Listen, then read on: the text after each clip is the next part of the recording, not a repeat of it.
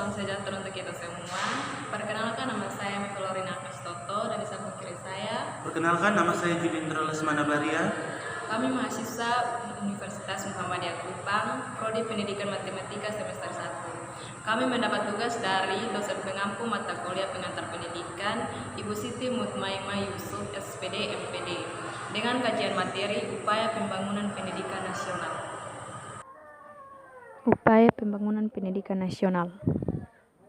Pengertian pembangunan pendidikan nasional. Pembangunan adalah suatu proses untuk berubah menjadi lebih baik dari keadaan sebelumnya melalui upaya yang direncanakan. Sedangkan pendidikan adalah suatu usaha sadar dan terencana untuk mewujudkan suasana belajar dan proses pembelajaran agar tercipta peserta didik yang secara aktif dapat mengembangkan potensi dirinya. Oleh karena itu, dapat dikatakan bahwa pembangunan pendidikan nasional adalah suatu proses usaha yang terencana untuk mewujudkan suasana belajar mengajar yang baik sehingga mampu mengubah dan mengembangkan kemampuan peserta didik ke arah yang lebih baik. Upaya-upaya dalam rangka membangun dunia pendidikan di Indonesia. 1. Ketersediaan aksesibilitas daya dan tampung. 2. Kinerja dan kesejahteraan guru harus dioptimalkan. 3. Proses pembelajaran yang menyenangkan yang mendidik. 4. Jumlah dan kualitas buku harus memadai. 5. Ketersediaan anggaran. Penjelasan upaya-upaya dalam rangka membangun dunia pendidikan di Indonesia. 1. Gerakan wajib belajar 9 tahun merupakan gerakan pendidikan nasional yang baru dicanangkan oleh pemerintahan Soeharto pada tanggal 2 Mei 1994 dengan target 2005, namun terjadi krisis 1997 sampai 1999, maka program ini berlanjut hingga 2008 sampai 2009. Rencana Pembangunan Jangka Menengah dalam PP nomor 7/2002 adalah dengan target angka partisipasi kasar 94% atau APK sama dengan perbandingan antara jumlah siswa pada jenjang pendidikan tertentu dengan jumlah penduduk kelompok usia tertentu, yaitu meningkatkan SLTP dari 3,67 juta orang pada tahun 2004 sampai 2005 menjadi 4,04 juta pada tahun 2009, sedangkan target Mendikdasmen Depdiknas adalah APK 95% pada tahun 2008, yang artinya 1,9 juta anak harus terlayani ke SMP. Tahun 2005, APK SMP baru mencapai 85,22%, yang menunjukkan adanya selisih 9,78% dari target 95%, sehingga perlu adanya pencapaian kenaikan rata APK sebesar 3,26% pada setiap tahunnya. Tahun 2006 ditargetkan adanya kenaikan 4,64% atau 526.000 anak usia 13 tahun sampai 15 tahun harus tertampung di jenjang SLTP atau sederajat. Dari data di atas dapat dilihat bahwa untuk memajukan atau membangun pendidikan nasional, maka daya tampung atau dalam hal ini pembangunan gedung-gedung sekolah dalam jumlah besar mutlak diperlukan, mengingat kualitas pendidikan Indonesia yang tinggi menuntut keseimbangan pendidikan yang tinggi juga. 2. Kinerja dan kesejahteraan guru harus dioptimalkan. Berdasarkan Undang-Undang Nomor 14/2005 tentang Guru dan Dosen, pasal 14-16 menyebutkan hak dan kewajiban diantaranya bahwa guru dalam memperoleh penghasilan adalah di atas kebutuhan hidup minimum dan jaminan kesejahteraan sosial, mendapatkan promosi dan penghargaan, berbagai fasilitas untuk meningkatkan kompetensi, berbagai tunjangan seperti tunjangan profesi, fungsional, tunjangan khusus bagi guru di daerah khusus, serta berbagai masalah tambahan kesejahteraan. Undang-undang tersebut memang sedikit membawa angin segar bagi kesejahteraan masyarakat pendidik, namun dalam realisasinya ternyata tidak semanis redaksinya. Jangan sampai pendidik yang merupakan tulang punggung pendidikan nasional menjadi enggan melaksanakan tugasnya lantaran hak yang diterima tidak sesuai dengan kewajiban yang dijalankan. 3. Proses pembelajaran yang menyenangkan yang mendidik. Dalam PP nomor 19/2005 tentang Standar Nasional Pendidikan disebutkan dalam pasal 19-22 tentang standar proses pendidikan bahwa proses pembelajaran pada satuan pendidikan diselenggarakan serta interaktif, inspiratif, menyenangkan, menantang, memotivasi peserta didik untuk berpartisipasi aktif, serta memberikan ruang yang cukup bagi prakarsa, kreativitas, dan kemandirian sesuai dengan bakat, minat, dan perkembangan fisik, serta psikologis peserta didik. Adanya keteladanan pendidik, adanya pendanaan, pelaksanaan, penilaian, dan penguasaan yang efektif dan efisien dalam proses pembelajaran. 4. Jumlah dan kualitas buku harus memadai. Ketersediaan buku yang berkualitas merupakan salah satu prasarana pendidikan yang sangat penting dibutuhkan dalam menunjang keberhasilan proses pendidikan, di mana berimplikasi kemajuan dunia pendidikan nasional sebagaimana yang diatur dalam PP nomor 19/2005 tentang standar sarana dan prasarana. Disebutkan bahwa setiap satuan pendidik wajib memiliki sarana yang meliputi perabot, peralatan pendidikan, buku dan sumber belajar lainnya, bahan habis pakai, serta perlengkapan lain yang diperlukan untuk menunjang proses pembelajaran yang teratur dan berkelanjutan. Ayat 1. Pemerintah telah menetapkan kebijakan otonomi pendidikan sebagaimanapun mengacu pada Undang-Undang Nomor 20/2003 tentang Sisdiknas dalam pasal 53 tentang Badan Hukum Pendidikan yang menyebutkan 1. Penyelenggaraan dan satuan pendidikan formal yang didirikan oleh pemerintah atau masyarakat berbentuk badan hukum pendidikan. 2. Badan hukum pendidikan sebagaimana dimaksud dalam ayat 1 berfungsi memberikan pelayanan pendidikan kepada peserta didik. 3. Badan hukum pendidikan sebagaimana dimaksud dalam ayat 1 berprinsip nirlaba dan dapat mengelola dana secara mandiri dan untuk memajukan satuan pendidikan. 4. Ketentuan tentang badan hukum pendidikan diatur dengan undang-undang tersendiri.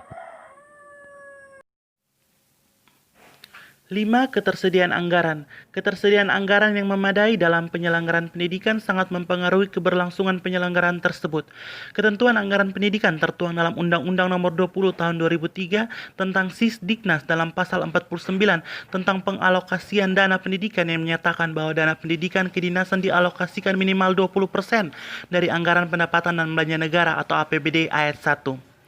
Hari Pendidikan Nasional yang jatuh pada 2 Mei 2007 adalah waktu yang tepat bagi seluruh masyarakat dan pemerintah untuk berintrospeksi dan meninjau ulang pembangunan pendidikan nasional.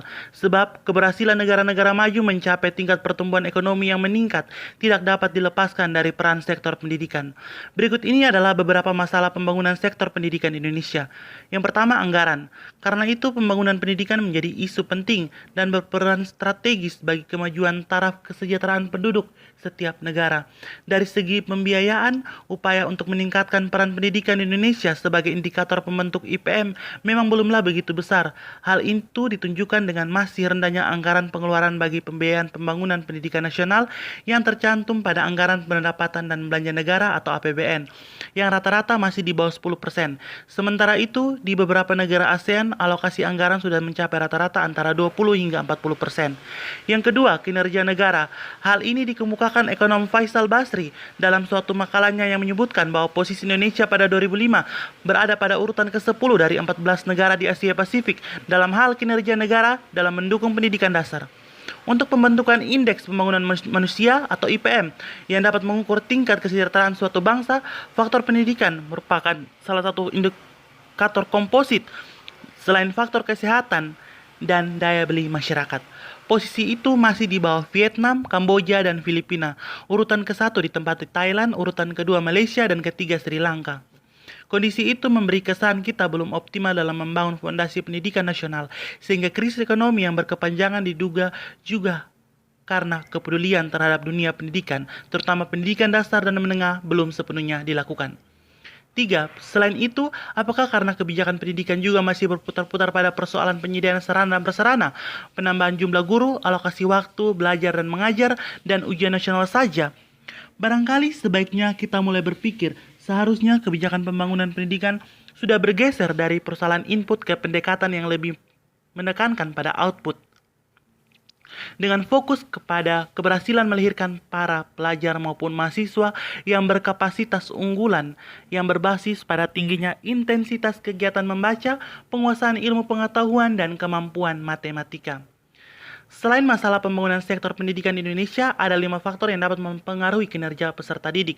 Yang pertama, faktor lingkungan keluarga adalah faktor yang pertama sekali dikenali peserta didik dan merupakan faktor yang sangat dekat dalam proses pembentukan personality, daya juang, nilai-nilai standar yang memandang penguasaan ilmu pengetahuan sebagai dasar terbentuknya kompetensi. Yang kedua, faktor persekawanan adalah faktor yang menjadi perbandingan bagi peserta didik untuk mengukur seberapa jauh kemampuan yang dipunyainya dalam penguasaan ilmu pengetahuan dan keterampilan.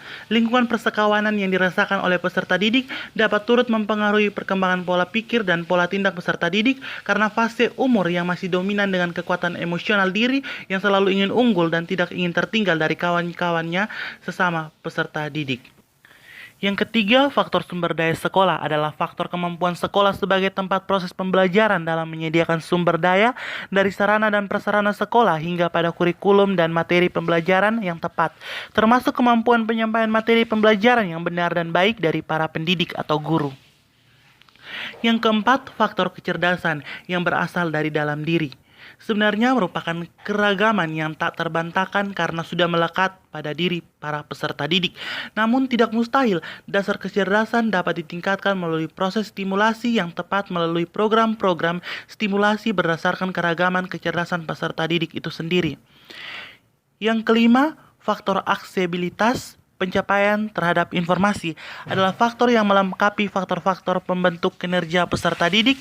Faktor itu lebih menitik beratkan kepada penguasaan informasi tentang perkembangan ilmu pengetahuan dan keterampilan yang sudah terlebih dahulu berjalan di negara-negara maju, atau akses informasi itu dapat dijadikan oleh peserta didik sebagai sumber pengetahuan untuk melakukan kegiatan-kegiatan pembelajaran atau penemuan-penemuan yang bersifat inovatif. Upaya pembangunan pendidikan nasional. Di antaranya, A. Pembaruan landasan yuridis adalah landasan hukum yang mendasari semua kegiatan pendidikan dan mengenai hal-hal yang penting seperti komponen struktur pendidikan, kurikulum, pengelolaan, pengawasan, dan ketenagaan. B. Pembaruan kurikulum dapat dilihat dari segi orientasinya, strategi, isi atau program, dan metodenya seperti kurikulum 1975 atau 1976, 1984, 1992, 1994, 1999, 2004 atau KBK, dan yang terakhir adalah kurikulum 2006. C. Pembaruan tenaga pendidikan adalah tenaga yang bertugas menyelenggarakan kegiatan mengajar, melatih, meneliti, mengembangkan, mengelola, dan memberikan pelayanan teknis dalam bidang pendidikan. Tujuan pembangunan pendidikan nasional. Yang pertama, meningkatkan iman, takwa, akhlak mulia. Yang kedua, meningkatkan penguasaan ilmu pengetahuan dan teknologi. Yang ketiga, meningkatkan sensitivitas dan kemampuan ekspresi estetis. Yang keempat, meningkatkan kualitas jasmani. 5. Meningkatkan pemerataan kesempatan belajar pada semua jalur, jenis, dan jenjang pendidikan bagi semua warga negara secara adil, tidak diskriminatif dan demokratif tanpa membedakan tempat tinggal, status sosial ekonomi, jenis kelamin, agama, kelompok etnis, dan kelainan fisik, emosi, mental, serta intelektual. Yang keenam, menuntaskan program wajib belajar pendidikan dasar 9 tahun, serta efisien, bermutu, dan relevan sebagai landasan yang kokoh bagi pengembangan kualitas manusia Indonesia. Yang ketujuh, menurunkan secara signifikan jumlah penduduk buta aksara. Yang kedelapan, memperluas akses pendidikan non-formal bagi penduduk laki-laki maupun perempuan yang belum sekolah, tidak pernah sekolah, buta aksara, putus sekolah dalam, dan antar jenjang, serta penduduk lainnya yang ingin meningkatkan pengetahuan, kemampuan, dan keterampilan. Yang kesembilan, meningkatkan daya saing bangsa dengan menghasilkan lulusan yang mandiri, bermutu, terampil, ahli, dan profesional, mampu belajar sepanjang hayat, serta memiliki kecakapan hidup yang dapat membantu dirinya dalam menghadapi berbagai tantangan dan perubahan. Yang ke-10, meningkatkan kualitas pendidikan dengan tersedianya standar pelayanan minimal atau SPM, serta meningkatkan kualifikasi minimum dan sertifikasi bagi tenaga pendidik dan tenaga kependidikan lainnya. Yang ke-11, meningkatkan relevansi pendidikan yang sesuai dengan kebutuhan pembangunan melalui peningkatan hasil penelitian, pengembangan dan penciptaan ilmu pengetahuan dan teknologi oleh perguruan tinggi, serta penyebarluasan dan penerapannya pada masyarakat. Yang ke-12, menata sistem pengaturan dan pengelolaan pendidikan yang semakin efisien, produktif, dan demokratif dalam suatu kata kelola yang baik dan akuntabel. Yang ke-13, meningkatkan efisiensi dan efektivitas manajemen pelayanan pendidikan melalui peningkatan pelaksanaan manajemen berbasis sekolah, peran serta masyarakat dalam pembangunan pendidikan, serta efektivitas pelaksanaan otonomi dan desentralisasi pendidikan termasuk otonomi keilmuan. Dan yang ke-14, mempercepat pemberantas korupsi, kolusi, dan nepotisme untuk mewujudkan Depdiknas yang bersih dan berwibawa. Kesimpulan, dapat disimpulkan bahwa pendidikan adalah suatu usaha sadar untuk menyiapkan peserta didik agar berperan aktif dan positif dalam hidupnya sekarang dan yang akan datang. Dan pendidikan nasional Indonesia adalah pendidikan yang berakar pada pencapaian tujuan pembangunan nasional Indonesia. Sedangkan pembangunan adalah suatu proses untuk berubah menjadi lebih baik dari keadaan sebelumnya melalui upaya yang direncanakan. Jadi, pembangunan pendidikan nasional adalah suatu proses usaha yang terencana untuk mewujudkan suasana belajar mengajar yang baik sehingga mampu merubah dan mengembangkan kemampuan peserta didik ke arah yang lebih baik yang sesuai dengan tujuan nasional bangsa Indonesia. Sekian pembahasan materi dari kami, semoga bermanfaat. Jangan lupa like, subscribe, dan komen. Terima kasih.